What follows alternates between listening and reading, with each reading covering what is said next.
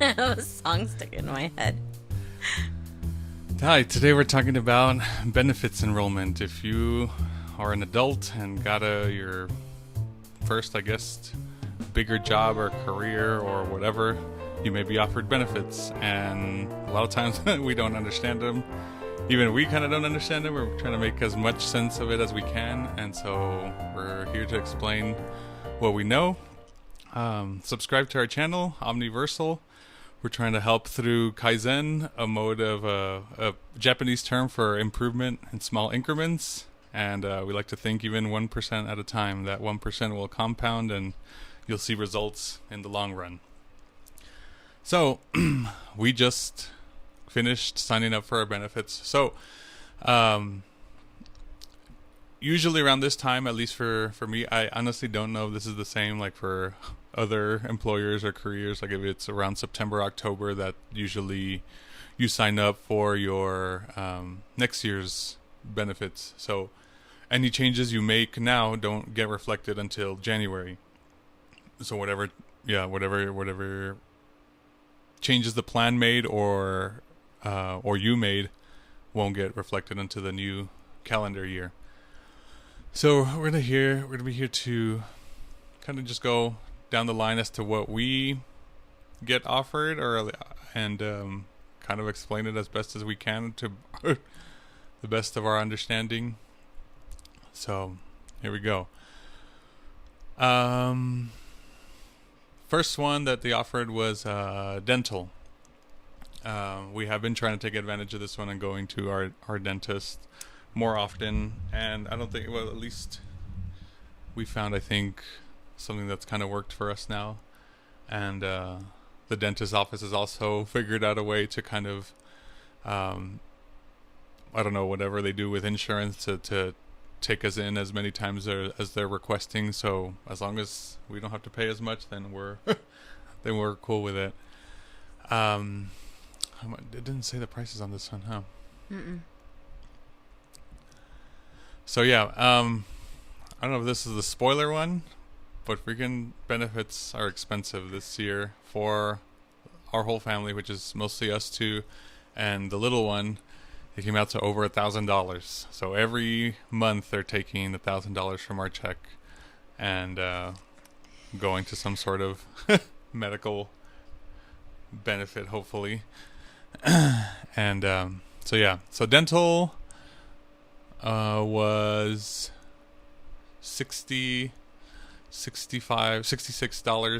a year. Okay, and then we don't have any for the little one. This is just for us two. The little one, we've been paying out of pocket because he doesn't use it, or he doesn't go as much, or doesn't need it as frequently, and he's still little.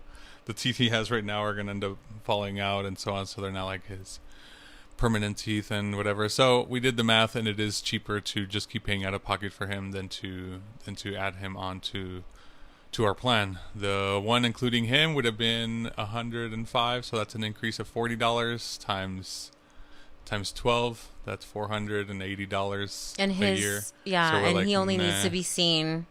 It's either every 6 months or once a year for cleanings. I think it's every 6 months for him. So it would have come out twice a year. That's maybe like $100 each time. Mm-hmm. So like 200 bucks. instead of the 400. So yeah, we opted out of that one. Next one is MetLife Vision, which also this time they offered a little bit of a higher one, which I think was only like a $7 difference from what we were paying before, and I thought it came with a lot more benefits this time around. And like the Vision, a lot of times it's just kind of basic glasses, the frames, and the actual visit. Yeah, and the basic lens, but a lot of the upgrades don't get included on there, and so this time this higher one did include it, and for only $7 difference, we thought it was worth it. And it's $7 together, not per person. Right, and this is just with a specific insurance that is offered to us. Right, Yeah. so the company that you work for may have different. It's going to have different. It may have different levels, different plans, right? So you're going to want to check out the plan. You're going to want to see what's most conducive to your budget. and then work around that. How often you use, like, for our glasses? I think I opted out of the glasses this year because it was kind of expensive, or at least the current plan. I didn't get glasses this year either. Yeah, but you even went to get an eye exam, and I didn't get an eye exam this year. Shameful. Which is fine. I feel fine.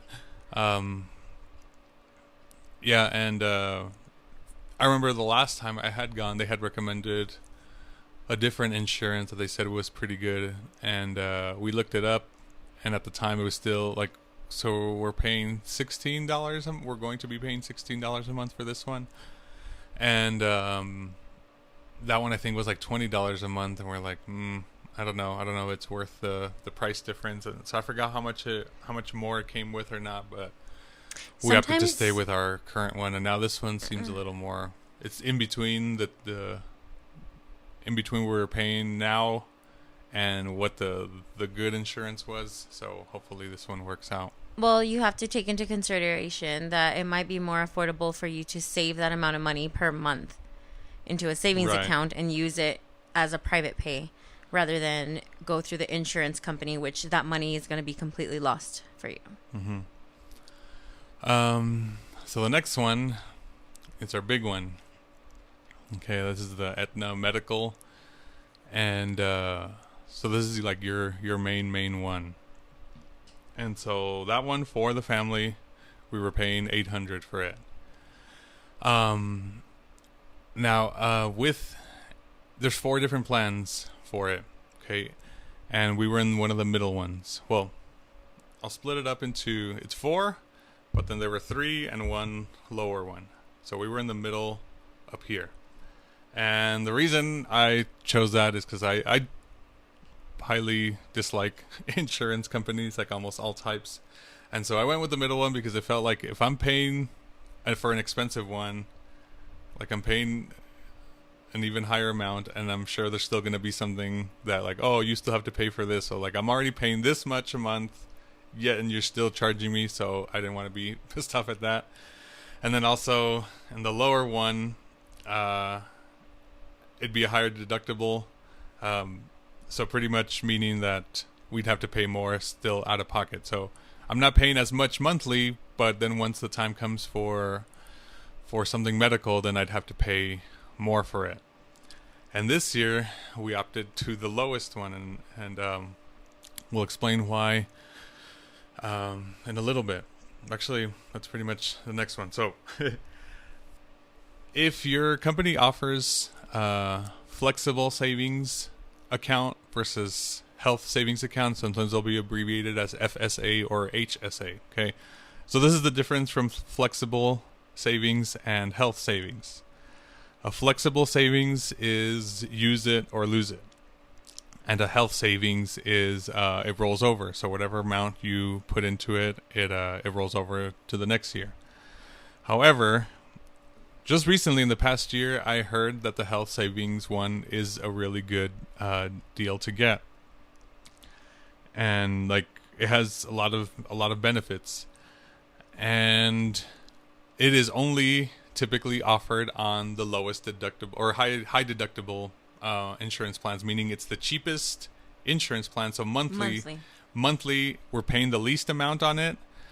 But if we go to the doctor or whatever, then it's a higher amount that we have to pay. So we probably have to pay for all our actual doctor's visits instead of having the insurance pay. So that becomes a tricky thing to kind of balance. So what we did, as I was saying, the current plan, the middle plan we had last year was costing us $800 a month for the 3 of us. So this new plan is $400 a month. But now you have the option to get the health savings plan. The health savings plan was not available on these 3. These 3 only included flexible savings plan, which is a use it or lose it.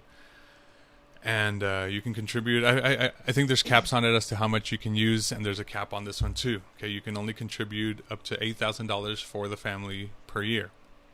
Okay, so why we opted for this one is we're going to try to balance it out. So we're still going to be spending the $800 a month that we paid for this middle plan, but since this one costs $400, we're going to be saving that money instead. We're going to be putting that other $400 to to the health savings plan, and that amount will roll over.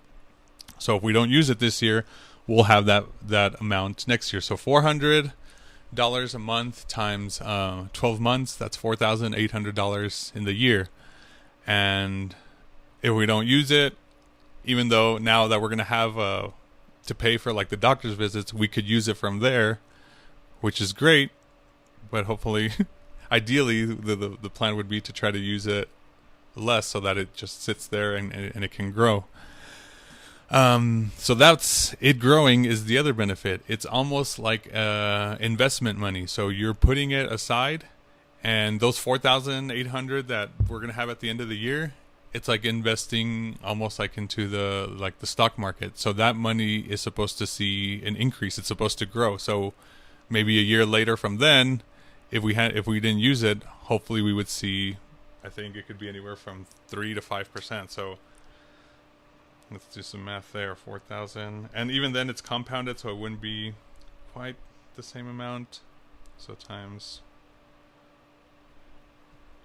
would see it to 4,900. So we'd see an increase about $150, which is not a lot, but it's still $150 you didn't have. And then over time, now let's say 2 years, if I'm still saving the same amount, now I have close to $10,000, and then now compounding that, the 3 to 5% on top of $10,000, it slowly starts building up. The other thing we had a sad, frustrating realization is, if I had been doing this is, I just finished my 15th year of teaching. So if I had been saving that much, 4,800 times 15 years, I would have $72,000 in health savings account, and that's not including the interest that it would gain in its growth. And even more frustrating is that if I've been paying $800 a month for 15 years, and I'm sure if you it hasn't been that long though, because I had my own insurance before. You're right. Okay, but even then, we're still probably paying something similar to what Oh, no.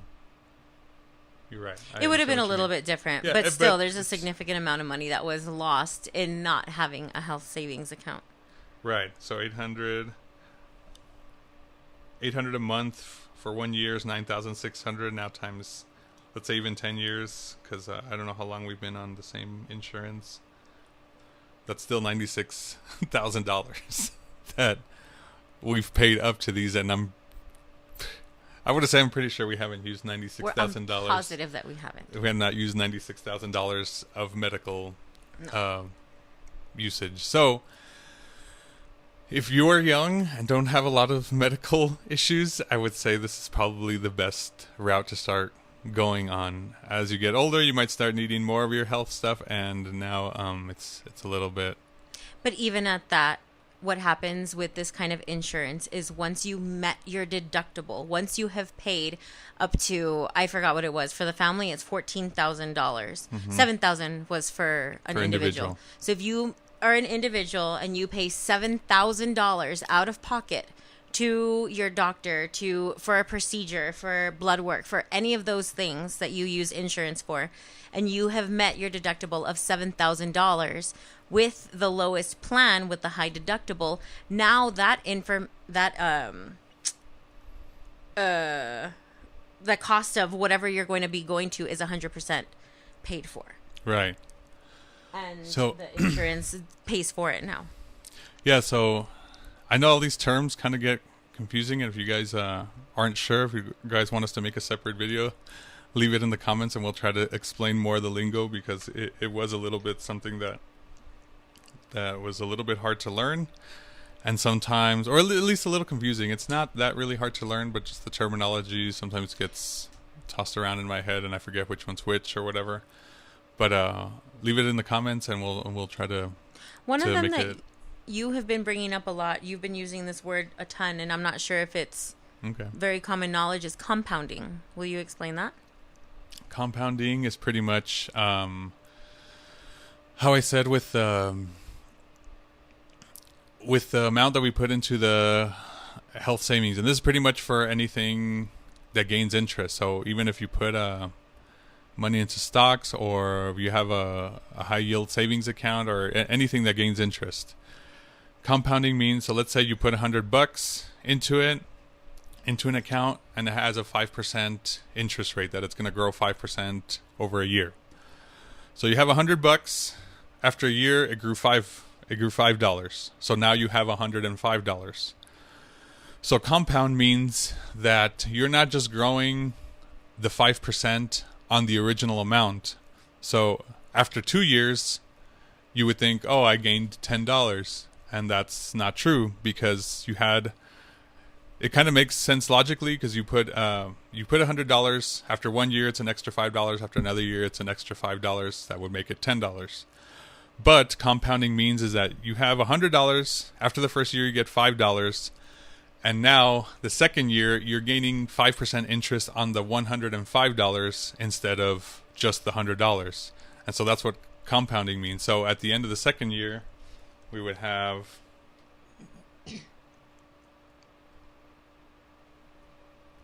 $110.25. So like I said, it's not a big difference in the small amounts, but as it grows, if you keep doing that, then it's going to keep you'll eventually start seeing the difference, because you're applying the interest to the amount you've already earned that you didn't originally put in. So let's say after the third year, it's that analogy of the man with the rice.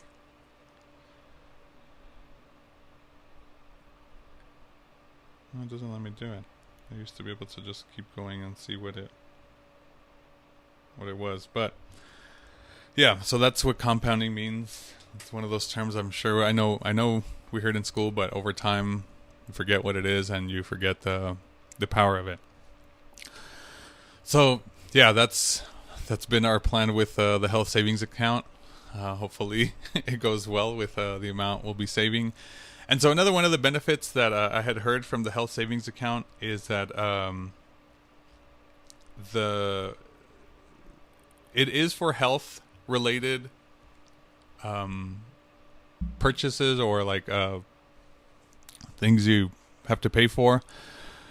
But if you reach the age of 65 and you still have money there, that money no longer has to be used for medical stuff. It can be used for whatever you want. So this is definitely a good way to invest, and I think it has a lot of other good tax benefits that I'm not entirely aware of, but I know I have heard that being pointed out.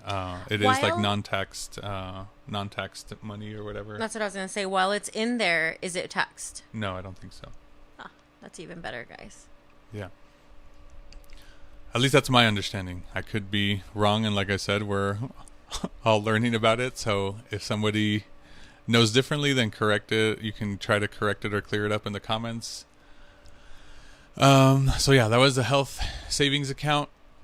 Okay, our company offers a basic life insurance that was like a $25,000 death benefit. Okay, and that's at no cost to us. That amount is usually more used if you are going to just to pay for like immediate death stuff. So like your funeral, maybe any outstanding death. Yeah, for like almost like kind of near the time of death type deal. I do recommend you guys looking into some sort of other whole life, I think is the term for it, for insurance.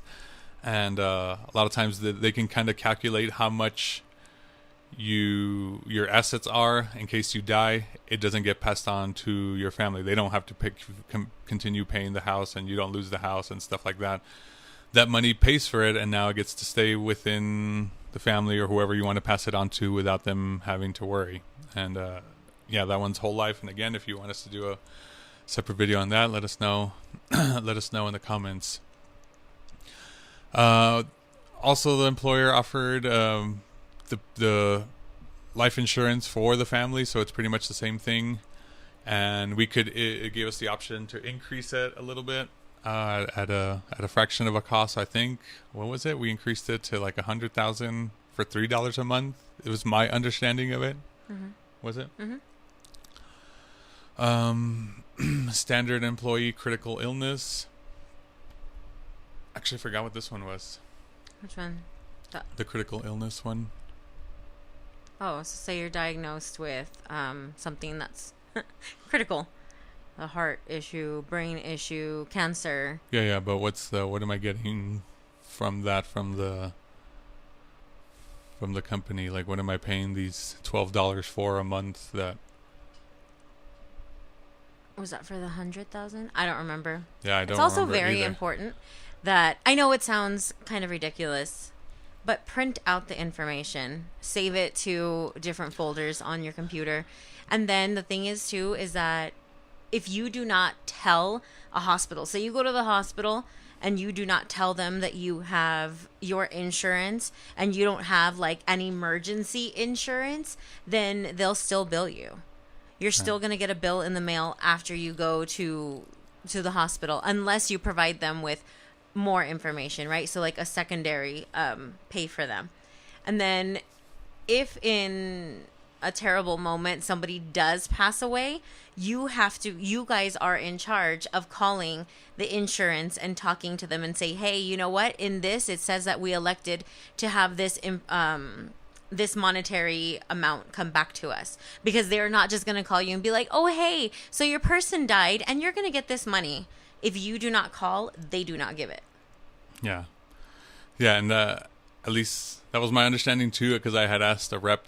This time we just did it on our own. Usually, like, there is someone to kind of help walk you through it. And I had asked, like, if I'm like signing up for all these things, like, if something were to happen, are they going to step in and say, oh, like, no, don't worry, he's covered for this? And they're like, no, that's your job. So, like, it doesn't just flag on their side, ooh, right, this person died, we're going to pay them. Right. It's like, if the person, the next of kin, doesn't know that all of this stuff is there for them to do, like, if I hadn't have signed up with him, if I hadn't have watched all of this and he passes away, I wouldn't have known to call the rep and say, hey, this is what we signed up for. Right. So in the case that you do have a significant other, it's really kind of important to do this together, to know what is being signed up, where it's being saved, and who to contact once anything tragic does happen. Right. Critical illness, spouse also. See, I don't remember what that one was. I don't remember. So you had then the next one was a standard disability, and we're paying $46 a month for this. And my understanding of this one was it gave you a time option. So we had put 30 days, and then an amount that you want to receive, and we put $2,000. My understanding of this is if you get kind of diagnosed with a disability, or like you're officially disabled, I have to wait 30 days to start receiving $2,000 a month. And that put it at $46 a month that I'd be paying out of my check in case of a disability. And we messed around with the numbers, like what if I put it at to receive $3,000, and I think it was like $90 or something like that. And so that's almost twice as much increase. So we're like, nah. And you can also mess with the time. Like, so instead of receiving it after 30 days, you could put it to receive it after 60 days. And so that kind of put it back down to 40, but you have to wait longer after your disability diagnosis. So it's a lot of things to kind of think about. And we kind of thought, I think 30 days sounds like a good one. And that's what I've had already. So like, I don't think there's any, I don't feel like there's any need to change it. And that can change, right? So these things are all, I think that's why it is good that you have to re-enroll every year, because your living conditions change, our ages change, your medical diagnosis change. So it is important to reread all of this stuff yearly. I did look up what critical illness insurance was, and it's when they pay you a lump sum at the diagnosis. So say that you're diagnosed with a critical illness like cancer, heart attack, or stroke. They give a lump sum of money. So say, okay, we're going to give you $100,000. You utilize it the way that you find necessary, be it transportation or I remember them mentioning this to me last year. Right. So it says provides flexible use of funds, medical expenses that are not covered by traditional insurance, and you don't have to wait. No, that's what that is. Yeah, let's see. Let's try to find out what it was exactly. Critical illness. Oh, okay. So you're paying $12, and you would get $10,000. And that one we could have messed with too. Oh, that's a very low end. Have you used tobacco in any form the last thing? Oops. Oh, it doesn't let me change it now. I wonder if it's because I already signed up or whatever. But you already signed the papers. Yeah. So yeah, we would be getting. See, this was one I feel like I would totally forget about if something were to happen. Like, so if anything happens, I'd say go review your info, see what you signed up for, see what you can get out of it. If any diagnosis pops up, hopefully not, but yeah. If it does. Yeah, we talked about disability. So this next one is accident. And we got the low plan, but this is accident insurance. And I remember them talking to us about this and just kind of forgot. But it had all sorts of kind of wacky... Like anything, like a concussion or... dismemberment was the one that kind of like if you loss of 2 fingers, loss of 1 finger. Amputation, eye, if you lose an eye. Oh, yeah, like it's just kind of weird to... If you get a laceration... It was just kind of weird to put it into a monetary value, like, oh, loss of vision in one eye or loss of an eye was like $500. It's like, oh, that's what my vision cost in one eye or whatever. Well, loss of life in an accident, a child is worth $5,000. An adult was $10,000. It's kind of crazy to put numbers on, I don't know, body parts and life. And it's weird to think that, like, I don't know, somebody... has this job, somebody's doing this, somebody is taking things into account and having to apply some sort of value to it. I wonder if it matters what finger. Oh, I think there were, right? Because like one of them was like a pinky for $500. So I guess you don't need your pinky as much as like your middle finger or your thumb. Imagine you lose your thumb. That one has to be expensive. Another one they offer was a iLock 360 identity theft one, which I'm hoping is useful. Sometimes I remember having been paying for this since I've been working with them. So nothing fishy. For identity theft purposes. Yeah. But yeah, I hope they have a business for a reason, that it really is that safe and protects us. And then the last one is a catastrophic sick leave bank, and this is again like more for teachers. I don't know if they have anything similar like this in other employers, but this one is kind of like we have a certain amount of sick days that we're allowed, where you call in sick and you get a substitute to come fill in your spot. So you pretty much donate one of these days to a sick leave bank, and if you were to be sick and you have to keep using your sick days, once you run out of sick days, you can request to use some from the sick day bank. And so again, every year they ask us for this. So cumulative for the whole district and for all the years should be a good chunk of days there that are that could be used for emergency purposes. And you were totally kind of... It's still absurd to me. Because like, why... I guess I don't understand, like, how is it that you're giving up something that's almost hypothetical? Of, like, it's a sick day, so you're sick. And then this person just got diagnosed with a chronic illness. They're receiving chemotherapy. They can't go in. Like, why don't they just have the ability to not go in? Why do they have to borrow somebody else's sick day? It's just mind-blowing. Like, I don't understand it. It's because it's still paid by... being paid by a certain amount. And I know, we'll take it out of the golden toilet that the superintendent poops in. Yeah, I guess. What? But how much does a teacher make in one day?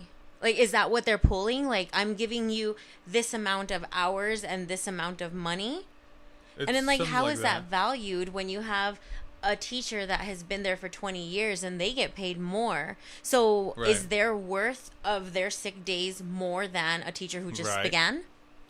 Possibly, yeah. And so, like, And so, but it doesn't reflect, right? Right. You're like, oh, I'm going to take this 30-year plus teacher's day and now I'm going to be paid even more. Like, how does that, like, the more years you have, should you not be contributing to the sick bank? interesting thought. I don't know. Yeah. It just is so absurd to me. No, like, I yeah, just yeah. don't understand And it.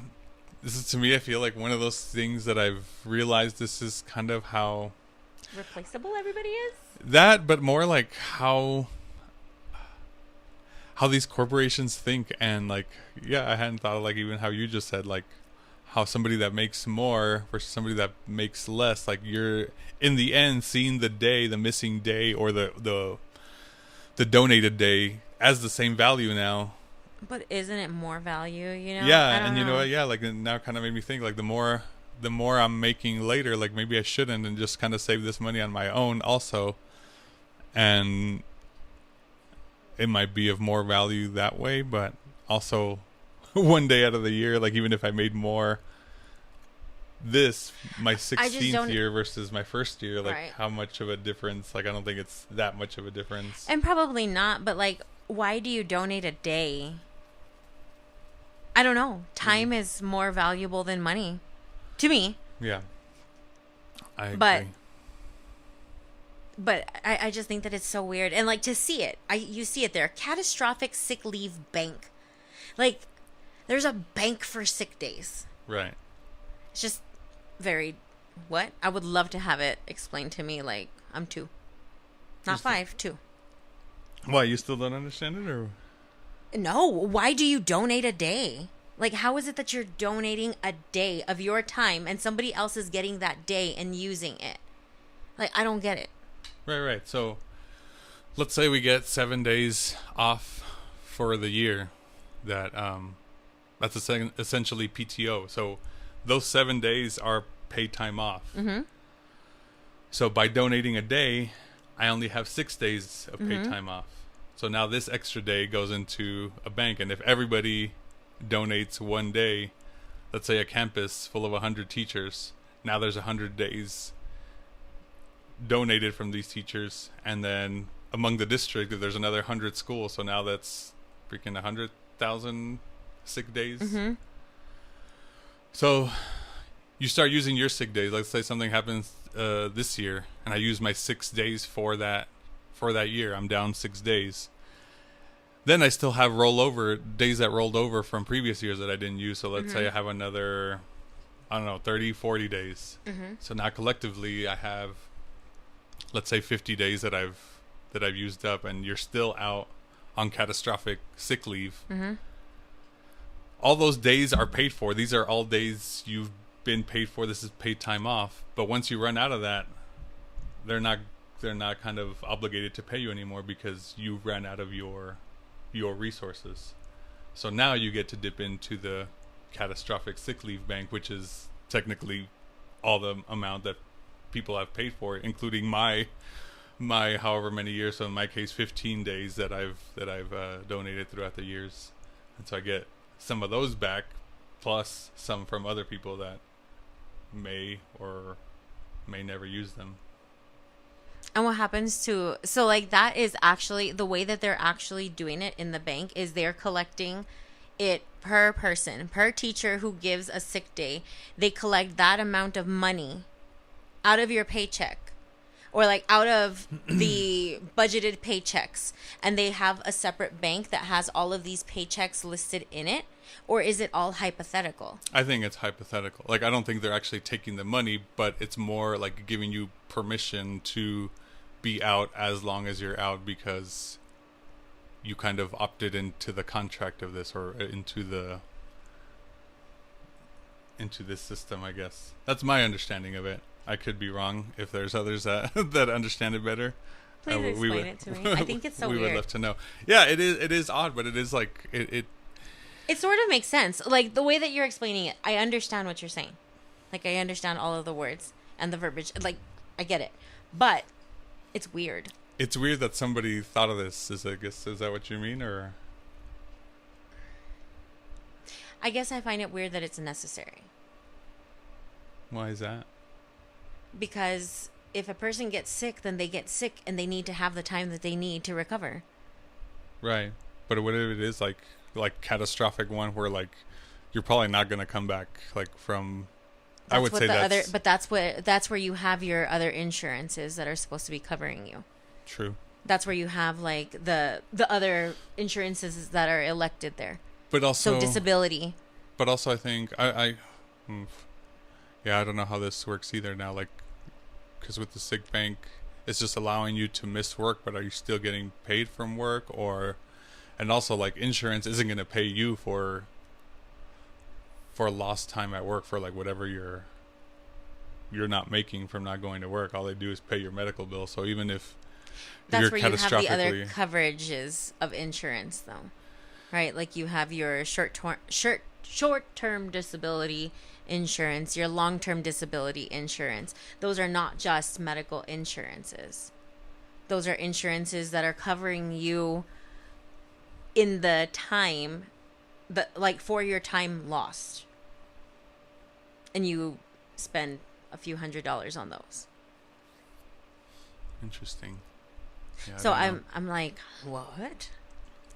But I think it's like it's kind of cool that you have that, but at the same time I'm kind of like, well, so typically after 14 days, right, depending if you are never going to come back from your catastrophic illness, you are never going to come back. What are you going to use everybody's sick day? No, and I'm sure there's like, some sort okay, of... so there's 90 days that I've used up of everybody's. Yeah, I'm sure there's some bank. Sort of. Like, I wonder how the sick bank actually works. Yeah, I'm sure there's some sort of limit on there as to how long you can use it for, or like past a certain diagnosis, or like you're not gonna ever come back to work. Then like, why keep having you employed? Kind of deal. Like the job still needs to get done. So like. Right. It's just interesting to me. I don't quite. Right. That's about it, no? Yeah, that was the last one on the. That was the last one on our list. Print your stuff, review it like 5 times. Yeah. So all this stuff added up to the over $1,000, and mostly again it's our main benefits one. That again how we split up into trying to switch it to a health savings account to see. Hopefully this works out. But yeah, we'll see how it goes. Anything else? No, it's kind of crazy though, right? That you spend $1,000 a month, or over $1,000 a month. Say it's just 1,000. That's $12,000 a year. And how much of it do you actually use? Right. And so that's why I felt with the health savings plan, it at least makes it feel like it's going to be put to a little bit better use. And I hope that's the case. Our $1,000 though total includes what's going to be put in the HSA? Correct. Yes. See, so that makes it a little bit better. Yeah, it does. It does. Because that's actually like going to savings, which makes me feel better. Yeah, you still feel like you're keeping it. Mm-hmm. We did have an FSA before, and we did use it. However, there was some money left over, or like we had a doctor's appointment scheduled. I want to say it was a dentist appointment, and it was late December. And they're like, no, like, you don't understand. If you don't use this right now, like, if you don't pay us with your FSA card in January, all of that money that you have in there is going. Like, it's lost. Yeah. So it's better to schedule your appointment before January. Yeah. It was... Oh, well, because our little guy was born on the 23rd. I don't even know if we had the FSA account or not. So. But anyway, FSA, you use it or lose it. Yeah, but it can be used for several different things. And we tried to calculate before, like, as to how much we actually would spend on medical stuff and blah, blah, blah. And try to gauge it that way. But if you were going to use it, I would say undershoot it still, because it's use it or lose it. So even if you don't reach that amount, that money's gone. You're not going to get it back. So let's say you calculate that you're going to use $500 a year in medical stuff, whether that's just prescriptions or glasses or whatever it is, and you only use $350. Those $150 difference is gone. Like they're not going to give it back to you. On how flip side, if you only contribute $350 to it per year, and you're going to use 500, well then out of pocket throughout that year, you only used 150, and at least if you didn't use it, you still get to keep it, if that makes sense. So, yeah, just be aware of the difference from FSA and HSA. Yes. Anything else? No. All right. Subscribe to us. We'll keep trying to show you different little tips and things that we've learned as adults, as almost 4 years old, that we'll see what we can share from our experiences. All right. All right. Bye. Bye.